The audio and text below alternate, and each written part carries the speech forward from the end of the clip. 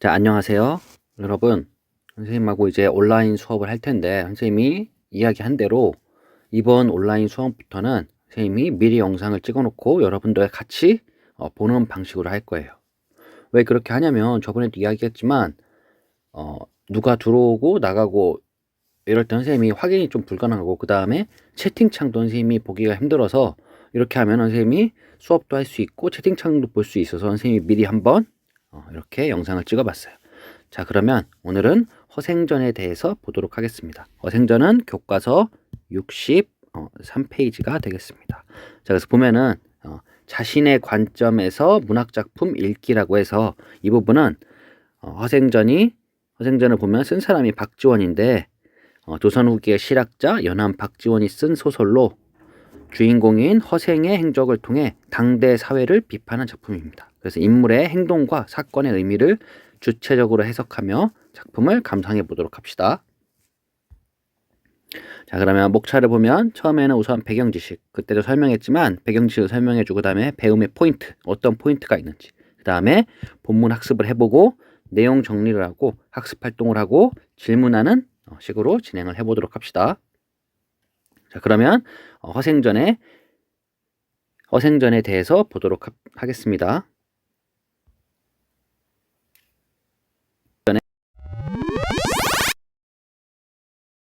자, 허생전은 박지원이라는 분이 썼는데 선생님이 그때 이야기했었죠. 실학자이자 그리고 청나라 문물 기술을 도입하고자 했던 사람이라고. 그래서 실학이라고 하는 것은 실용적인 학문이라고 해서 이때 당시에 원래 있던 사대부들은 성리학 그리고 명분을 중시했어요. 근데 이 박지원은 실리, 그러니까 실생활에 필요한 학문을 중시했다고 보면 됩니다. 그래서 좀 더 실용적으로 우리 실생활에 필요한 학문을 중시하자라고 해서 나온 것이 이 실학자고, 그 실학자에는 박지원이 있었고, 그걸 우리가 실학사상 혹은 북학사상이라고 하고, 그때 얘기했지만 선생님이 청나라 문물 기술을 도입하고자 했던 그런 생각을 가졌던 사람이에요. 근데 선생님이 얘기한 것 중에 왜 청나라 문물에 대해서 우리가 안 좋은 생각을 했었냐면, 선생님이 잠깐 이야기했었지만 여진족이 세운 후금이 있었고, 이 후금이 나중에 이제 청나라가 되는데, 이 후금과 명나라가 전쟁을 해서 후금이 명나라를 멸망시켰다고 했죠. 그리고 나서 청나라가 우리나라에 쳐들어와서 병자호란이라는 전쟁까지 일으켰습니다. 그래서 그런 전쟁들의 바탕으로 청나라가 우리한테 군신을 요구했기 때문에 우리는 당연히 그 왕의 나라로 모시고 있었고, 그런 나라에 대해서 우리는 되게 안 좋은 감정을 갖고 있었어요. 오랑캐 나라임에도 불구하고 우리나라가 굴욕을 당했기 때문에. 하지만 박지원은 그런 것보다는 실리, 중요한 게 중요하다, 우리 나라가 발전하는 게 중요하다라고 주장을 했었죠. 그래서 배경을 보면 작품의 시작 배경은 17세기 효종. 이 효종 때는 북벌론이 나왔던 시기예요. 북벌론은 뭐냐면 명나라를 친 청나라를 정벌하러 가자라는 뜻이에요. 그러니까 청과의 전쟁을 하겠다는 그런 생각을 가졌던 때가 이 17세기 조선의 효종 때입니다. 그리고 성리학적 경제관에서는 선생님이 얘기했지만 산농공상이라고 해서 사농공상, 마치 피라미드로 친다면 이렇게 된다고 했었죠. 그래서 사는 선비, 농은 농민들, 공은 장인들, 그리고 상은 상인들에서 이런 순서로 되어 있었기 때문에 선비들이 상인들을 굉장히 업신여기고 있었어요. 그런 상황에서 이 소설이 쓰여지게 됩니다. 그러니까 여러분들은 이런 상황을 잘 알아야 돼요. 여기 보면은 중농옥상으로 되어 있는데 이게 뭐냐면 농업을 권장하고, 그 다음에 상업을 억제한다는 뜻이에요. 그래서 항상 선비들은 농업을 중시 여겼고, 상업은 남을 속이는 일이라고 해서 되게 안 좋게 여겼어요. 그리고 자급자족이 뭐냐면 자기가 농사를 지어서 그 농사를 바탕으로 살아가는 거지, 자기가 짓지도 않은 걸 바탕으로 사고 팔면 안 된다고 생각을 했기 때문에. 그리고 또 하나는 검약, 아껴야 된다는 거죠. 그러니까 이 모든 성리학적 경제관으로 봤을 때는 이 상인들을 좋지 않게 여겼다고 우리가 볼 수 있습니다.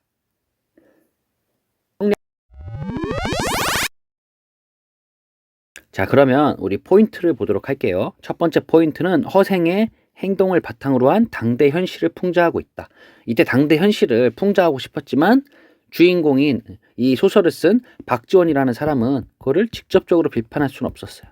그래서 그 비판하기 위해서 허생을 통해서 당대 현실을 풍자하고 있어요. 그래서 그 풍자하는 현실이 어떤 건지를 찾아보는 게 하나의 포인트고, 또 하나는 작가의 입장을 대변하는 인물들이 있어요. 작가가 하고 싶은 말을 대신해서 한다는 뜻이에요. 그래서 자기가 직접 하지 못하지만 어떠한 다른 인물들을 통해서 작가의 말을 대신하고 있어요. 또 하나는 인물 간의 대립 양상. 그래서 어떤 인물들이 서로 간에 사이가 안 좋은데 왜 사이가 안 좋은지도 한번 알아보고, 그 다음에 그 인물들 간에 왜 서로 대립하고 있는지 그 부분을 보면 되겠죠. 그 다음에 허생의 재물관. 선생님이 얘기했죠. 허생은 돈을 굉장히 많이 벌게 된다고. 근데 돈을 물에 빠뜨려 버리기도 하고 그 번 돈을 하나도 집에 갖다 주지 않고 다 변씨한테 갚기도 한다고. 그래서 그런 내용도 있고, 또 하나는 미완적 결말. 결말이 제대로 이루어지지 않아요.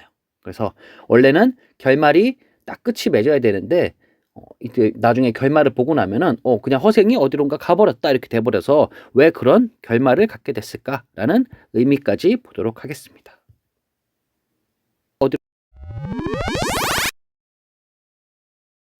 여러분들, 선생님이 보여준 작품의 영상까지 다 봤을 거예요. 그러면 대충 어떤 줄거리인지는 알지만 그 내용을 세세하게 한번 보도록 합시다.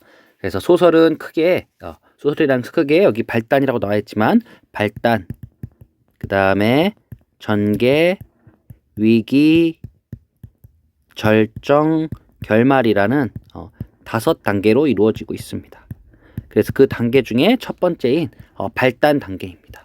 자, 발단 단계를 보면 선생님이 여기에 지금 어떻게 하는지 한번 봐줄게요.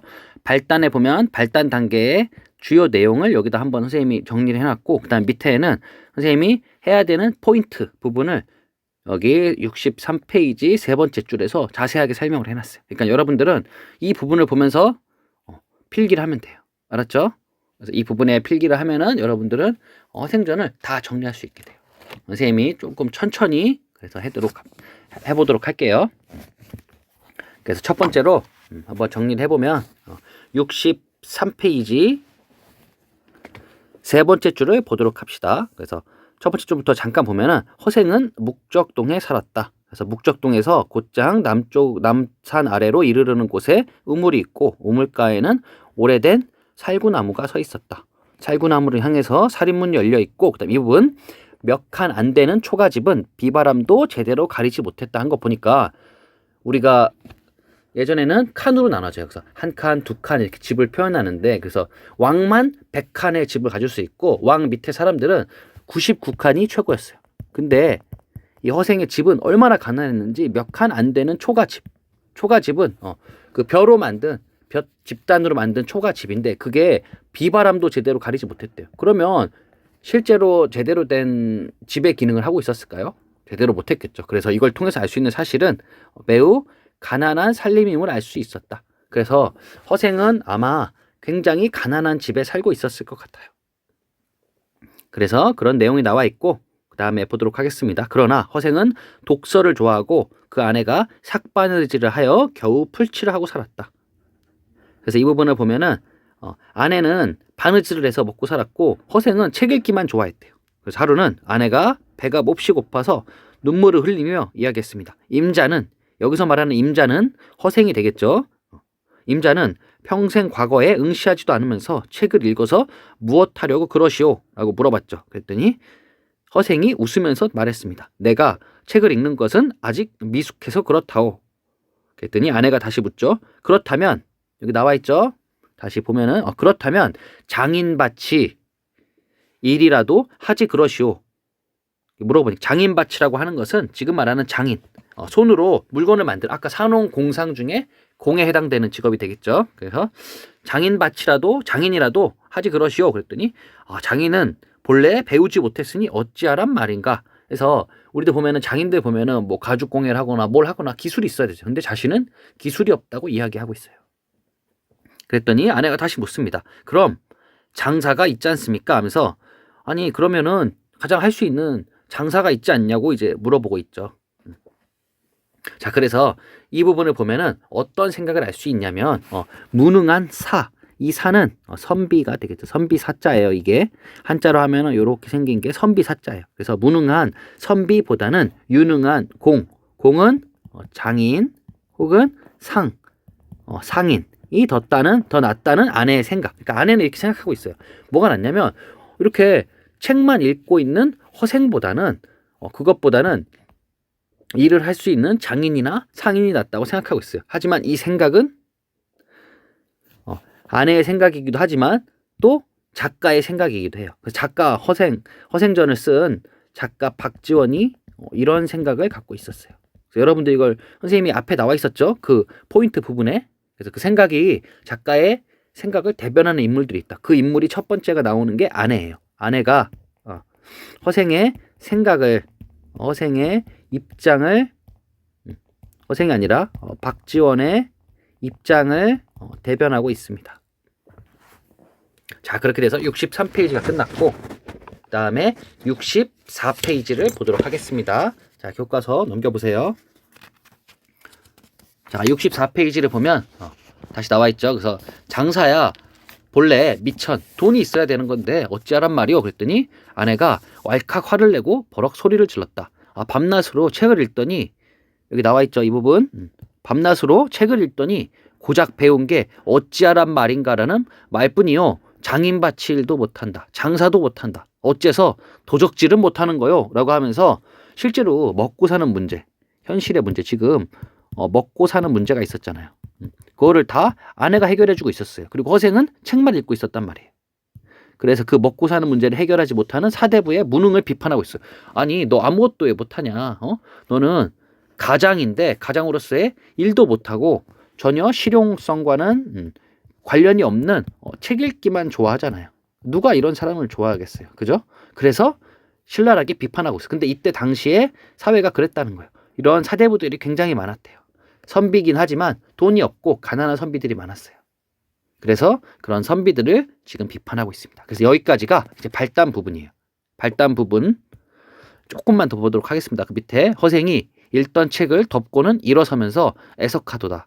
내 본래 책 읽기를 10년을 기약했더니 이제 7년 만에 그만 접어야 하다니 하고 문을 나서서 가버렸다. 까지가 아내의 질책을 들은 허생의 가출. 아내가 자꾸 이제 뭐라고 하니까 허생이 가출을 해서 야, 내가 책 읽기를 10년을 할 건데 아내 때문에 7년밖에 못했구나 하면서 이제 밖으로 나가게 되는 장면입니다. 여러분도 이 부분에서 느낀 부분이 많을 거예요. 왜 허생은 이렇게 뭐 알바라든지 아무것도 안 하면서 책 읽기만 하고 있는가? 그래서 그 현실을 작가가 또 비판하고 있고, 그래서 발단 부분까지 봤습니다. 자, 그래서 발단 부분을 한번 정리해 보도록 하겠습니다. 발단 부분에는 주로 허생과 아내의 갈등이 드러났습니다. 선생님이 아까 누구의 대립적 사고가 드러난다고 했었죠. 그 부분에서 우리가 찾을 수 있겠죠. 하나는 허생과 아내가 갈등을 일으키고 있구나. 그래서 허생 같은 경우에는 가장입니다.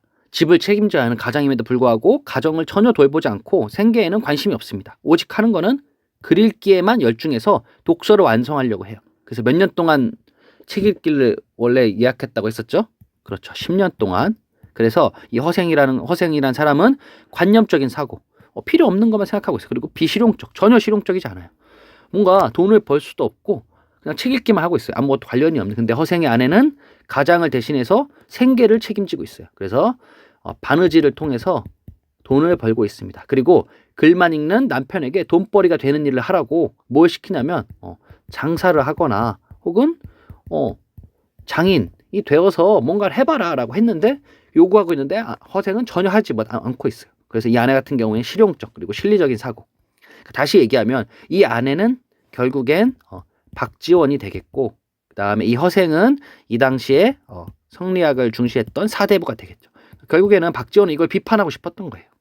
그래서 그 비판하는 내용이 여기에 잘 드러나 있습니다. 그래서 첫 번째 부분에는 허생과 아내의 갈등이 잘 드러나 있습니다.